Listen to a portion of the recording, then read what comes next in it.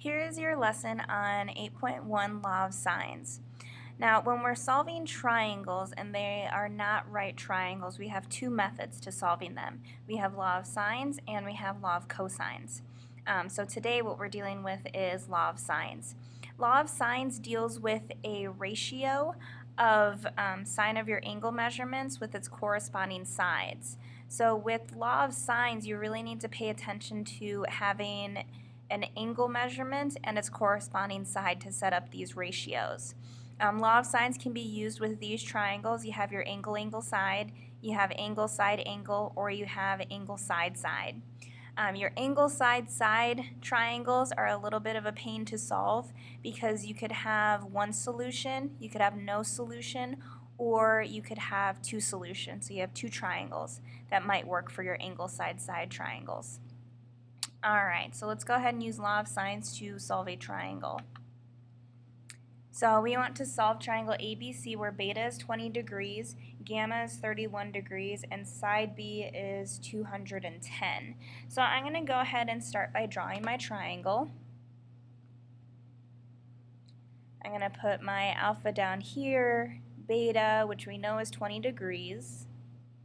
I have gamma is 31 degrees.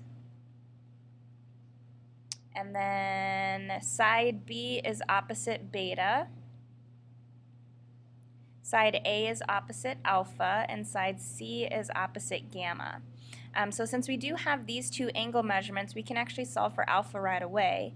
Alpha is going to be 180 degrees minus 31 degrees minus 20 degrees. So alpha equals 180 minus 31 minus 20, so 129 degrees. Alright, so the only thing we have left to solve for are sides A and C. Now when you're dealing with law of sines, you always need to know a side angle pair. So we have beta and B, so I can use that to set up a ratio. So I'm going to have sine of beta, so sine of 20, over its corresponding side. Equals, I'm going to go ahead and solve for A, so I need my angle alpha, which was 129, so I have sine of 129 over side A, which is what I'm solving for now. You can go ahead and cross multiply and rearrange, so you get 210 sine of 129 over sine of 20. So side A is approximately, let me plug this into my calculator,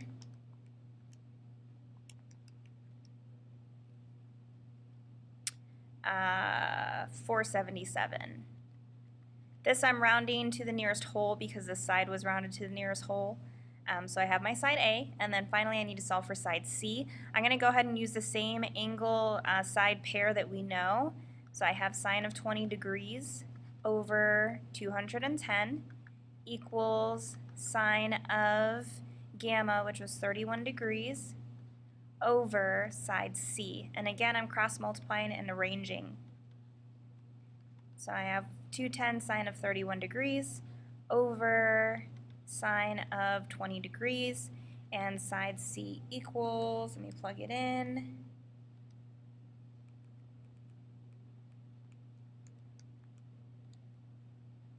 $316. So when I say solve the triangle, you need to know all three sides and all three angles. We were given these two. We solved for alpha. We were given side B, and we solved for A and C. So we are all set. So this triangle is solved. For the second example, which is actually number 7 in your textbook, again I'm going to go ahead and start by drawing a triangle so I can see what we're dealing with. We have gamma is 81 degrees. We don't know alpha and we don't know beta. We have side C is 11 and side B is 12. So what we have going on right now is we have the angle and two sides, which means for this triangle we have an angle side side scenario, which means this is going to be a little bit of a pain to solve. But I'm going to go ahead and set up the ratio that I do know. So I have my sine of 81 degrees over side C, which was 11. Since we know side B, we're going to go ahead and solve for beta. So I have sine of beta over 12. It is always with law of sines when you're solving for that angle that it becomes a pain, because when you solve for that angle, you could have two solutions. Actually, you do have two solutions once you solve for it. So I'm going to go ahead and cross multiply. So I have sine of beta equals 12 sine of 81 degrees over 11. I'm going to go ahead and take that and plug it into the calculator. So 12 sine of 81 divided by 11, and I get 1.0775. If I try to actually do the inverse sine of 1.0775, what ends up happening is your calculator gives you an error. So in this case, there's no triangle that exists.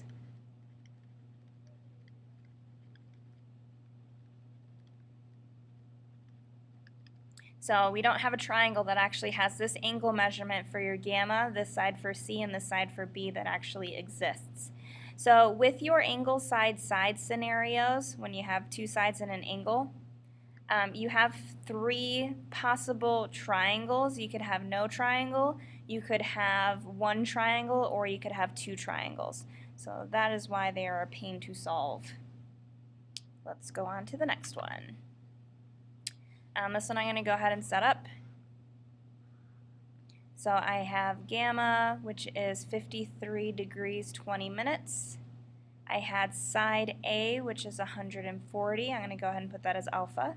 I have side C is 115, and then here's my beta. So the angle side ratio that we do know is gamma and C, so I'm going to go ahead and set that up. So I have sine of 53 degrees 20 minutes over 115 equals sine, I'm going to go ahead and solve for alpha because we have side A over 140. I can go ahead and cross multiply, put that in the calculator. 140 sine of 53 degrees 20 minutes divided by 115. That gives me 0.9765. I'm going to go ahead and take the inverse sine. I'm changing this to degrees and minutes because this was in degrees and minutes. And this was rounded to the nearest 10 minutes, so I'm going to leave my alpha in terms of the nearest 10 minutes. So that's 77 degrees and 30 minutes. Now, since we actually got an angle measurement for our alpha, this is when you can check to see if you're going to have two triangles or one triangle. So I'm going to go ahead and label this as alpha 1. Alpha 2, which I'll put over here, is going to be 180 degrees minus your alpha 1. So it's supplements. So 180 degrees minus the 77 degrees in 30 minutes. So our possible alpha 2 equals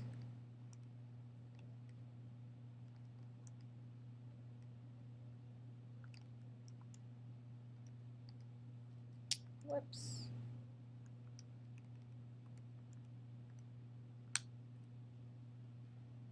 $102 degrees and 30 minutes. Okay, so I'm going to go ahead and save my alpha 2 for later. I'm going to go ahead and continue solving this triangle for alpha 1. So I'm going to separate that information, leave it over here. So we're going to solve this later. So I'm going to go ahead and continue to solve this triangle as if my alpha was 77 degrees and 30 minutes. So I know my gamma is 53 degrees and 20 minutes. I know alpha, which means I can go ahead and solve for beta. I'm going to go ahead and label this as beta 1 since we're dealing with our first triangle here.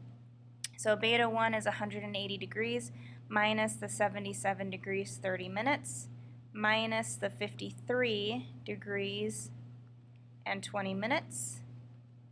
So beta 1 equals 180 minus 77 degrees 30 minutes minus 53 degrees 20 minutes.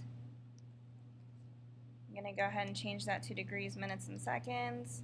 So that's 49 degrees and 10 minutes. So the only thing that we're missing still for this triangle is our side B. So I'm still going to use the angle side ratio that I knew. So I have sine of the 53 degrees 20 minutes over the 115. And now I'm going to use this angle measurement for beta to solve for side B.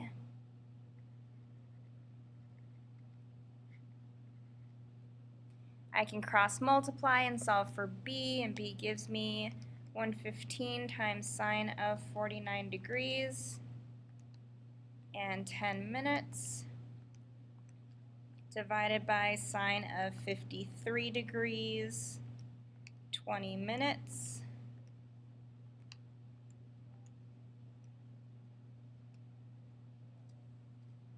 And this I'm going to round to the nearest whole since that was that side length.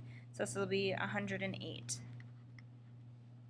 So this first triangle is done because we have all three angles. We have gamma, we have alpha, we have beta, and now we have all three sides. We have side A, side C, and we also have side B. Now I'm going to go ahead and go back to this. So I'm going to actually move this up so I can have some space. Okay, so now we're going to look to see if we have a second triangle. So this triangle's finished. Now we're working on this triangle. So we know that gamma and side C have these two measurements. So that's going to stay the same, and side A. So these three pieces of information is going to stay the same for this triangle as well. So since I know alpha 2, I can go ahead and find beta 2 by taking my 180 degrees minus my gamma, which was the 53 degrees 20 minutes, minus my alpha 2, which I'm running out of space, so I'm going to squeeze it down here. And then this is going to give me my possible second angle for beta. So I have 180 degrees minus 53 degrees 20 minutes.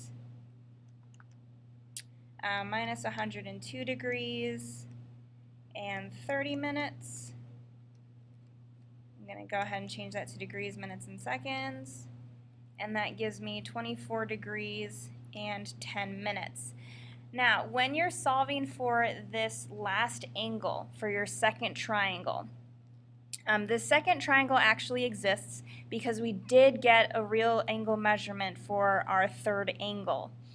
So what I mean is if you end up with a negative angle measurement for your third angle measurement for the second triangle, that means your second triangle doesn't exist. So for instance, if this was 137 degrees and 30 minutes, and you tried to find beta 2 using 137 degrees, it wouldn't exist because you would end up with a negative angle measurement. So I always just solve my law of sines problems with the two triangles as if there's always two triangles. And then if you end up with a negative angle measurement for your third angle for the second triangle, then there was only one solution, and that was this first triangle over here. Hopefully that makes sense. Alright, so we have our alpha 2, we have beta 2, so the last thing we need to find for this second triangle is the other side B. So again, I'm going to use this same ratio because we know that it exists for this triangle since it was given to us. But now I'm going to use my beta 2 to solve for B2.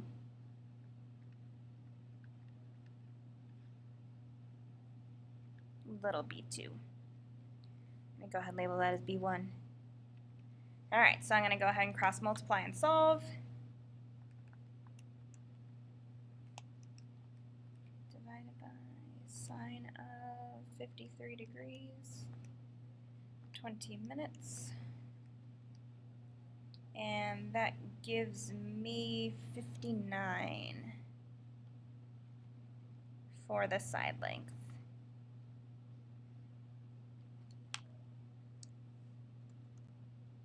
So we have our two triangles. For this triangle, we had alpha 1 was 77 degrees 30 minutes, beta 1 was 49 degrees 10 minutes, and side B1 was 108.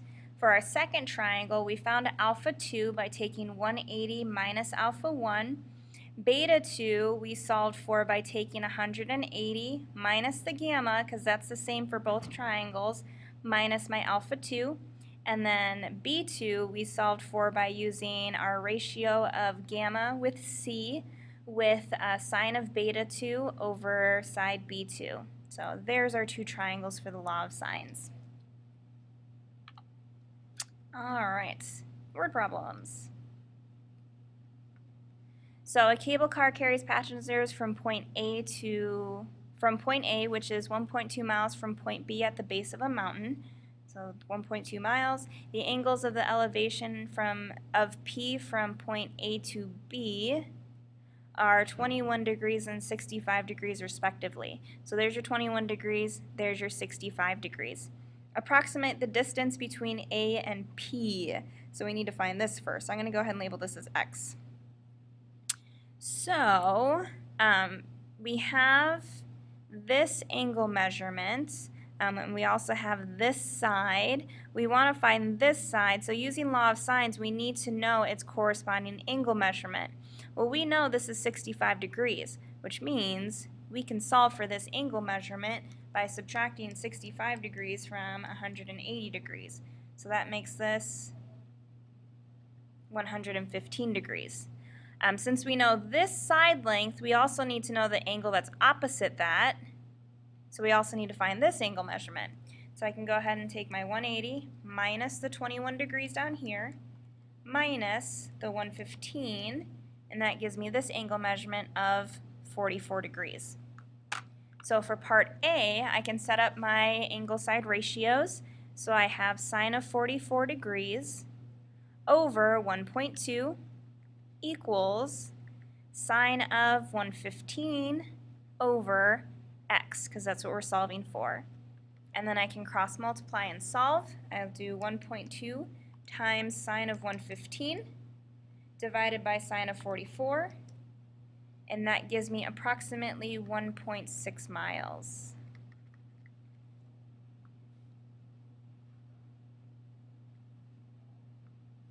So the distance from point A to the top of the mountain is 1.6 miles. Approximate the heights of the mountain. So we want to know what this height is. That was a terrible line, but whatever. Okay, so I'm going to go ahead and label this as y. So we're trying to solve for y now. Now what we have going on right now is a right triangle, okay, because I can drop a perpendicular and that creates a right triangle. So let's see here. We're trying to solve for this, which means we also need to solve for this side length over here, which I'm going to go ahead and label as z. So using law of sines, we can find this side z. So I'm going to use the angle side that I used for this one. So I have sine of 44 degrees over 115 equals sine of 21 degrees, because we're trying to find this side length, over side z. I can cross multiply and solve, and I have 115 sine of 21 divided by sine of 44. And so this side, I think I did something wrong. Let's calculate this again. So I have, oh, the 115 is an angle measurement. That shouldn't be 115, that's 1.2. Let's erase. So I have sine of 44 over 1.2. There we go. That makes a lot more sense because I got a really large number which did not make any sense. So I have 1.2 sine of 21 divided by sine of 44. And that gives me we'll say 0.6. So this length right here is 0.6 miles. Now I'm going to go ahead and redraw this triangle down here. That way it's easier to see. We know this is 65 degrees. We now know this side is 0.6 miles, and now we're trying to solve for this. Well, we have a right triangle, which means we can use sine, cosine, and tangent, SOHCAHTOA. So I have my angle measurement with the opposite and the hypotenuse. So it's going to be sine of 65 degrees equals my opposite over the hypotenuse. So your height of the mountain, so sine of 65 times 0.6, height of the mountain is 8.5 miles. So like half a mile. It's a pretty short mountain. Actually, half a mile is pretty tall, isn't it? All right, so this was your lesson on law of sines. Hopefully it makes a little more sense than what we did in class. If you still need a little bit more help, you can watch the video again, or you can always come see me. All right, see you in class.